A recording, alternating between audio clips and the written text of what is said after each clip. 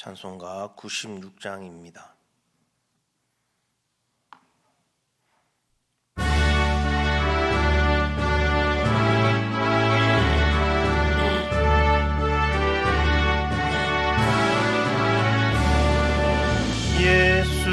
예수님은 누구신가? 우는 자의 위로와 없는 자의 풍성이며 전한 자의 높음과 잡힌 자의 노인되고 우리 기쁨 예수님은 누구신가? 약한 자의 강함과 눈먼 자의 빛이시며 병든 자의 고침과 죽은 자의 부활되고 우리 생명 주님은 누구신가? 추한 자의 정함과 죽을 자의 생명이며 죄인들의 중보와 멸망 자의 구원되고 우리 평화 예수님은 누구신가?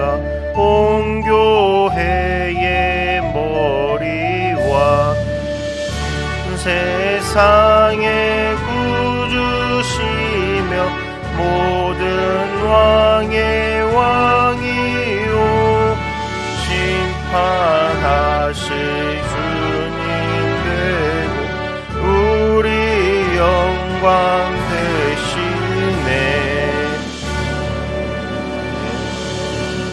사도신경으로 신앙 고백 드리겠습니다.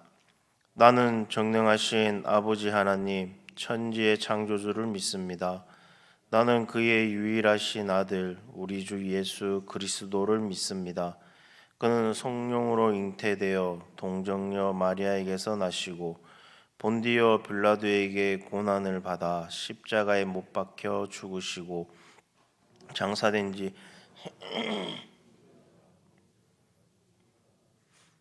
하늘에 오르시어 전능하신 아버지 하나님 우편에 앉아 계시다가 거기로부터 살아있는 자와 죽은 자를 심판하러 오십니다. 나는 성령을 믿으며 거룩한 공교회와 성도의 교제와 죄를 용서받는 것과 몸의 부활과 영생을 믿습니다. 아멘. 오늘 보실 말씀은 신명기 21장 1절에서 14절까지 말씀입니다. 신명기 21장 1절에서 14절입니다.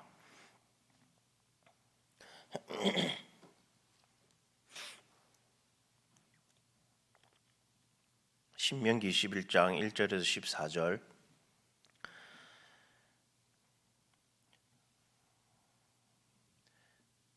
다 같이 교독하도록 하겠습니다. 제가 먼저 읽겠습니다. 내 하나님 여호와께서 내게 주어 차지하게 하신 땅에서 피살된 시체가 들에 엎드려진 것을 발견하고 그 쳐 죽인 자가 누구인지 알지 못하거든.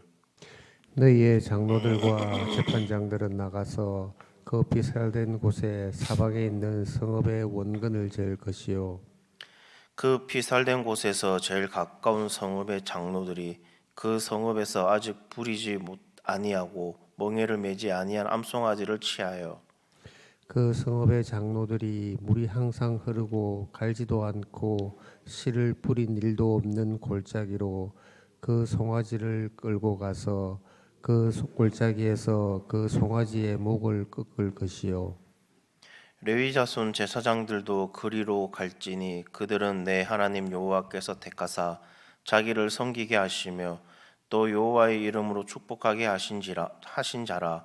모든 소송과 모든 투쟁이 그들의 말례로 판결될 것이니라. 그 피살된 곳에서 제일 가까운 성읍의 모든 장로들은 그 골짜기에서 목을 꺾은 암송아지 위에 손을 씻으며 말하기를 우리의 손이 이 피를 흘리지 아니하였고 우리의 눈이 이것을 보지도 못하였나이다. 여호와여 주께서 속량하신 주의 백성 이스라엘을 사하시고 무죄한 피를 주의 백성 이스라엘 중에 머물러 두지 마옵소서 하면 그 피 흘린 죄가 사함을 받으리니 너는 이와 같이 여호와께서 보시기에 정직한 일을 행하여 무죄한 자의 피 흘린 죄를 너희 중에서 제할지니라. 내가 나가서 적군과 싸울 때에 내 하나님 여호와께서 그들을 내 손에 넘기심으로 내가 그들을 사로잡은 후에 내가 만일 그 포로 중에 아리따운 여자를 보고 그에게 연연하여 아내를 삼고자 하거든 그를 내 집으로 데려갈 것이요 그는 그 머리를 밀고 손톱을 베고 또 포로의 의복을 벗고 내 집에 살며 그 부모를 위하여 한 달 동안 애곡한 후에 내가 그에게로 들어가서 그의 남편이 되고 그는 내 아내가 될 것이요 그 후에 내가 그를 기뻐하지 아니하거든 그의 마음대로 가게 하고 결코 돈을 받고 팔지 말지라 내가 그를 욕보였은즉 종으로 여기지 말지니라. 아멘. 오늘은 14절까지 읽었는데 말씀은 23절까지 말씀을 전하도록 하겠습니다. 신명기 21장은 이스라엘 백성들이 가나안 땅에 들어가 지켜야 할 여러 사회적 규례들에 대해 말씀하고 있습니다. 1절에서 9절에서는 변사체를 발견했을 때의 그 규례에 대해서 말씀하고 있습니다.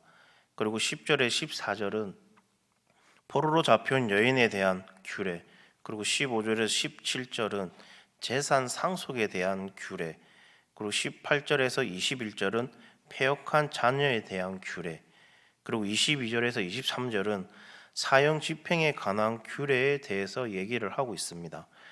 첫 번째로 알 수 없는 시신을 발견했을 때에입니다. 본문 1절에서 9절의 말씀인데 피살되는 시신을 발견했는데 누구의 소행인지 알 수 없을 때의 규례에 대해서 말씀하고 있습니다. 지금처럼 지문 감식이나 곳곳에 CCTV가 있었으면 이런 규례가 없었을 건데 당시에는 죽인 사람은 물론이거니와 피살자의 그 신원도 파악하기가 좀처럼 쉽지 않았을 것입니다. 그럴 때는 시신이 발견된 장소에서 가장 가까운 그 성읍에 이 일을 처리해야 했었습니다.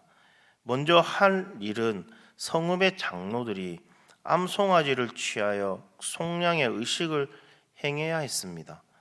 그런데 이 의식이 상당히 독특합니다.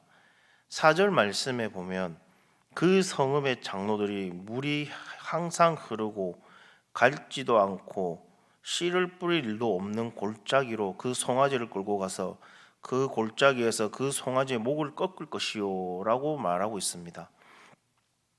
짐승의 목을 꺾어 죽이는 그것은 출애굽기 13장 14절 말씀과 34장 20절 말씀에 나옵니다.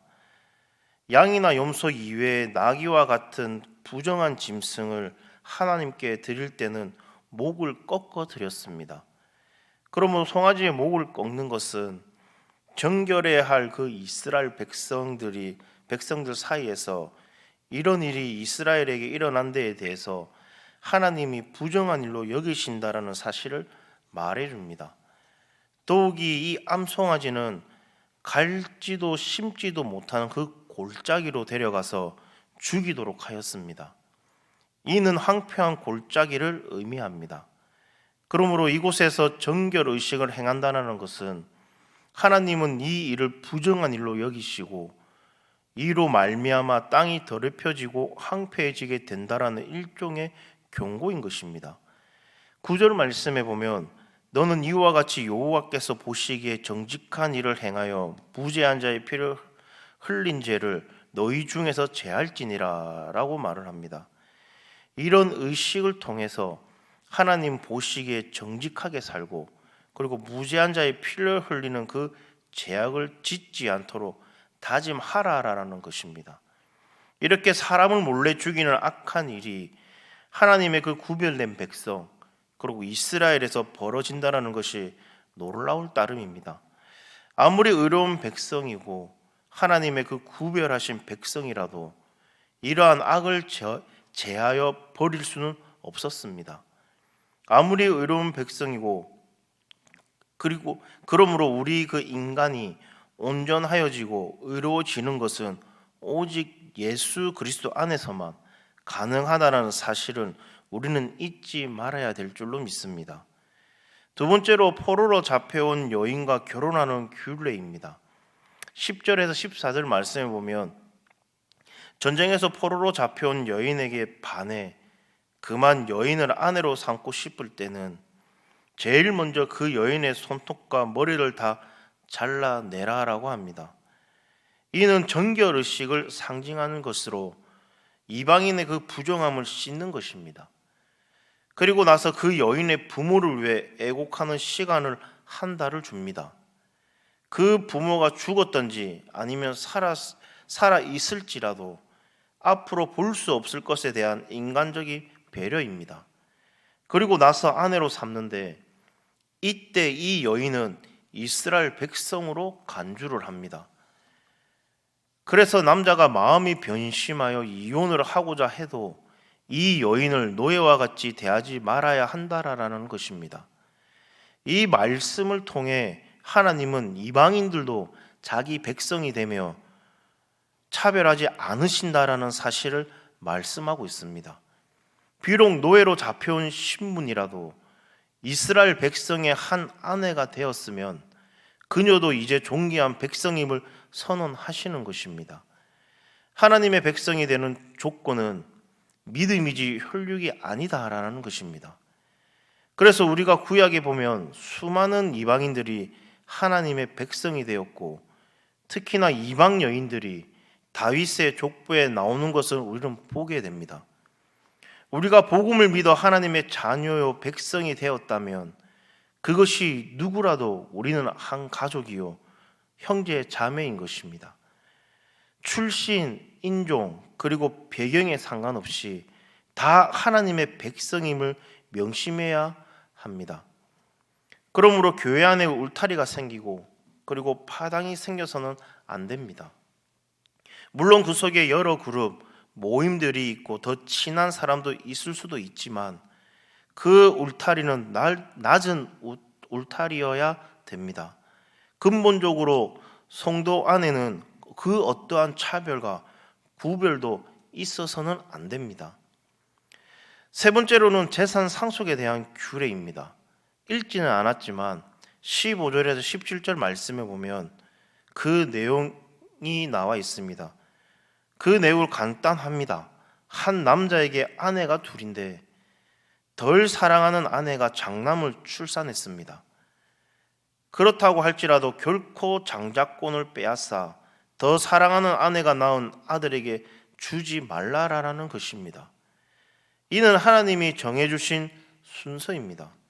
다른 자녀를 편애해서 그 장자의 고난조차도 바꾸려 하지 말라라는 것입니다. 이 말씀 역시 하나님은 우리들을 동일하게 다 사랑하신다라는 그 사실을 말해주는 것입니다. 비록 아버지일지라도 육신의 아버지는 편애하고 편협한 마음을 가질 수 있습니다. 그러나 하늘에 계신 우리 아버지는 결코 차별하지 않으시는 분이십니다. 그리고 네 번째로 패역한 자녀와 그리고 사형 집행에 대한 규례를 말하고 있습니다. 18절에서 21절 말씀에 보게 되면 부모의 말을 듣지 않는 자녀에 대해서 세상에 어느 부모는 장들에게 고하여 그를 돌로 쳐 죽이도록 하였습니다. 세상에 어느 부모가 자기 자녀를 고발하여 이렇게 죽게 만들겠습니까? 이는 마치 우리 부모들이 자녀들에게 호적을 파버린다라고 으름장을 놓는 말과 같은 것입니다. 자녀들로 하여금 부모의 그 말씀에 순종하도록 경계하는 말씀입니다. 부모로 거역하는 것이 얼마나 큰 죄인지를 말해주고자 하는 것입니다. 그리고 또한 신약 시대를 살아가는 우리는 우리가 하나님의 그 말씀을 거역하며 산 것이 얼마나 주고 마땅한 죄인인지를 말해주는 것입니다. 돌로 쳐 죽임을 당해야 하는 우리들이건만 하나님의 그 사랑으로 우리를 구원해 주셨습니다. 그러므로 우리는 그 은혜를 결코 잊지 말아야 될 줄로 믿습니다. 다섯 번째는 22절에서 23절 말씀입니다. 22절에서 23절 말씀은 사람의 범죄로 그를 나무에 달아 죽이면 그 시체를 밤새 나무 위에 두지 말라라고 하십니다. 왜냐하면 나무 위에 달린 자는 하나님의 그 저주를 받은 것으로 여겼기 때문에 그 시체를 오랫동안 두는 것은 약속의 땅을 더럽히는 일이기 때문이었습니다. 사람을 나무에 매달아 죽게 하는 것은 사람들이 잘 보이도록 해서 죄에 대한 경각심을 갖게 하는 것입니다. 죄의 형벌은 곧 죽음입니다. 이것은 신약에 오신 예수 그리스도가 십자가에 달려 죽으심으로 말미암아 더욱 그 의미가 부각되었습니다. 나무에 달려 죽는 사람은 죄인이며 저주받은 자입니다. 그런데 예수님이 바로 그 십자가에 이러한 취급을 받으셨습니다. 이것은 본래 우리가 죄인이며 저주받아야 할 존재라는 것을 보여주는 것입니다. 그러나 예수님이 우리를 대신해서 우리가 받을 그 저주와 죽음을 대신 받으셨습니다. 우리는 십자가를 바라볼 때마다 이 사실을 생각해야 될 줄로 믿습니다. 그리고 이제 그 죄에 대한 그 경각심을 가지고 나 대신 죽으신 그 그리스도를 기억하며 이제 하나님의 그 뜻에 합당한 삶을 살아야 될 줄로 믿습니다.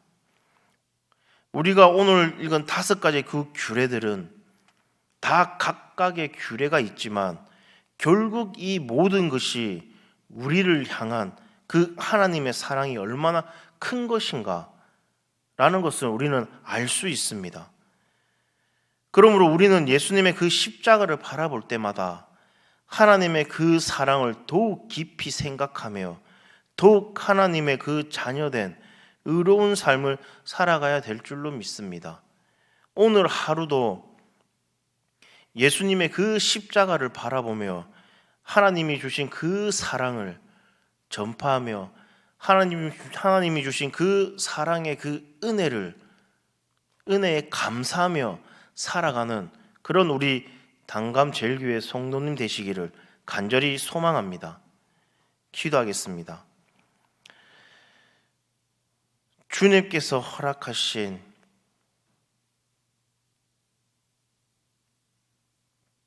오늘 하루, 하나님 정말 오늘 하루 하나님께서 허락해 주신 이 하루를 정말 하나님께서 주신 그 사랑을 생각하며 살아가기를 간절히 소망합니다.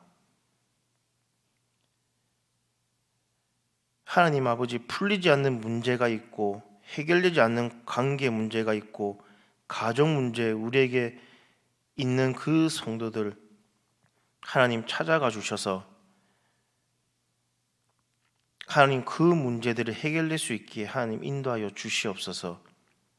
우리 생각만으로 우리 주변 문제를 저주하거나 사람을 미워하지 않게 하시고 오늘도 주님의 그 보혈에 의지하여 풀어나가고 용서하고 해결할 줄 아는 하나님의 그 사람이 될 수 있게 하나님 인도하여 주시옵소서.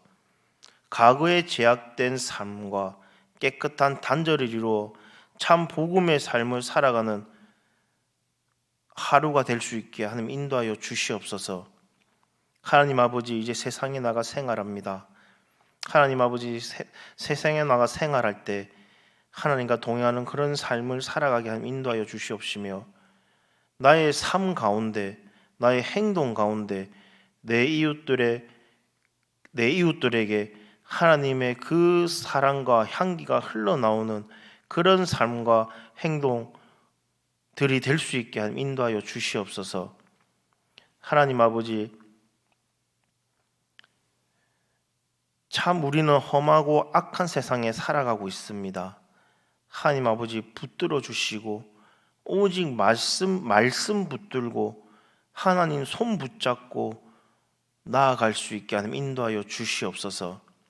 오늘 하루도 모든 걸 주님께 맡기오며 이 모든 말씀 예수님 이름으로 기도드립니다. 아멘. 하늘에 계신 우리 아버지여, 이름이 거룩히 여김을 받으시오며 나라가 임하시오며 뜻이 하늘에서 이루어진 것 같이 땅에서도 이루어주소서. 오늘날 우리에게 일루한 양식을 주옵시고 우리가 우리에게 죄 지은 자를 사하여 준 것 같이 우리 죄도 사하여 주옵시고 우리를 시험에 들게 하지 마옵시며 다만 악에서 구하시옵소서. 대개 나라와 권세와 영광이 아버지께 영원히 싸움나이다. 아멘. 오늘